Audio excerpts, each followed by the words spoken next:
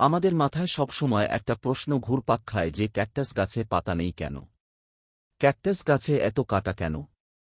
আসলে ক্যাকটাস হল উষ্ণ মরুভূমি অঞ্চলের উদ্ভিদ হওয়ায় এরা মূল লোমের সাহায্যে মাটি হতে পানি শোষণ করে, এবং আমরা জানি মরুভূমিতে পানির স্বল্পতা বিদ্যমান, তাই বাষ্পমোচন প্রক্রিয়ায় যেন বেশি পানি বের না হয়ে যায় সে কারণে ক্যাকটাস গাছে পাতার পরিবর্তে কাঁটা থাকে। ক্যাকটাস গাছে কাঁটার পরিমাণ বেশি থাকার আরও কিছু কারণ হল এটি তাদের নিজস্ব প্রতিরক্ষা ব্যবস্থা। ক্যাকটাস সাধারণত শুষ্ক এবং উষ্ণ মরুভূমি অঞ্চলে জন্মে, যেখানে জল খুবই সীমিত।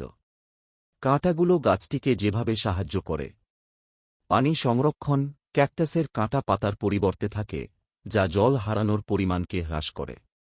পাতার বদলে কাঁটা থাকায় বাষ্পীভবনের মাধ্যমে পানি হারানোর পরিমাণ অনেক কমে যায়।